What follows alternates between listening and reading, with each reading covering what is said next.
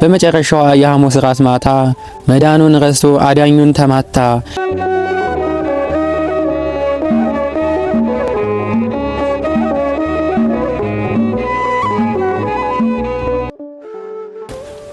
በስመ አብ ወወልድ ወመንፈስ ቅዱስ አሐዱ አምላክ አሜን። የሥነ ጽሑፍ ርዕስ መጻጉዕ። በኢየሩሳሌም አጠገብ ካለው በበጎች በር ቤተ ሳይዳ የሚሉት መጠመቂያ ነበር። አንዳንዴ መልአኩ ሲያናውጥ ውሃውን ፈውስን የተራቡ አንካስቶች ድውያን በእምነት ጠጋ ብለው ከወንዙ ዳርቻ ምሕረት ይሰጥ ነበር ለቀደሙት ብቻ። መልአኩም ውሃውን በሚያናውጥ ጊዜ ነፍሱ የምትዋጥ በሐዘን በትካዜ እግዚአብሔርም ለክብሬ መታያ ትሆናለህ ሲለው በኃጢአት ክፉ ስራው ያልጋ ቁራኛ አድርጎ ያኖረው መጻጉዕ የተሰኘ ነበረ ምስኪን ሰው። የሚረዱት ቢያጣ ወደ እርሱ የሚያቀርቡ ይህን ተናግሬ መጻጉዕ በልቡ በእጅህ አበጃጅተህ ራስህ ፈጠርከኝ፣ አቤቱ እስከ መቼ ፈጽመህ ትረሳኝ? እባክህ ጌታዬ ምሕረት እንዳይርቀኝ በጸበልህ ረድኤት ሞገስህን ስጠኝ። ጌታም ቀረበና አንተ ሰው ልትድን ትወዳለህን? መጻጉዕም መለሰ ጥያቄ ቢመጣ ሁሉ ይንሾካሾካል። መቼ ይሞት ይሆን ስሙስ መቼ ይሻራል? እያለ ክፋትን ሟርትን ይናገራል።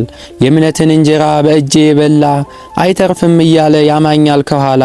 በማጥመቂያም ቢሆን የለኝ የሚያኖረኝ፣ ታዲያ እንዴት እጠላለሁ ፈውስን የሚሰጠኝ? ዳዊት በመዝሙሩ መኝታውን ሁሉ በበሽታው ጊዜ ያነጥፉለታል የሚለው እንዲፈጸም የእግዚአብሔር የትንቢት ቃል ጌታም የአልጋ ቁራኛ የነበረው ሰው ከኃጢአቱ ድምሮ አልጋውን አሸከመው። መጻጉዕም ረስቶ የአምላኩን ውለታ ከኃጢአቱ ምሮ ያዳነውን ጌታ በመጨረሻዋ የሐሙስ ራት ማታ መዳኑን ረስቶ አዳኙን ተማታ።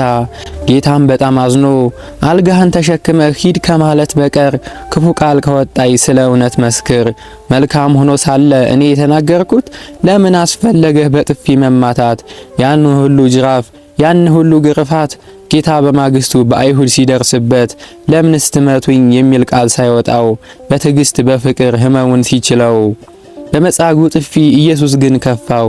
ከጅራፉም ከእሾህ አክሊል ልቆ ከግርፋት በላይ ውስጡ ድረስ ዘልቆ የመጻጉዕ ጥፊ ጌታን ያሳዘነው ያጎረሰውን እጅ ስለነከሰው ነው።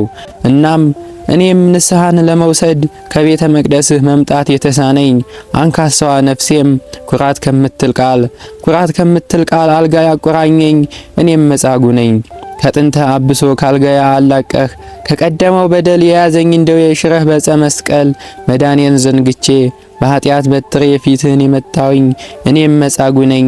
የፊት ብርሃን በላይ እንዲታወቅ ከስንዴ ከወይን ከዘይትም ይልቅ በልቤ ላይ ደስታ ሐሴትን ጨምረህ ልቤን እንድትመራት እግሯን ወደ ቤትህ ከምሕረትም ብዛት እንዲገይ ካጸድህ ነፍሴና ጽንተሃት ሰታይ ልቦና የኃጢአቴንም አልጋ ልሸከመውና ዛሬም ልመላለስ በጽድቅህ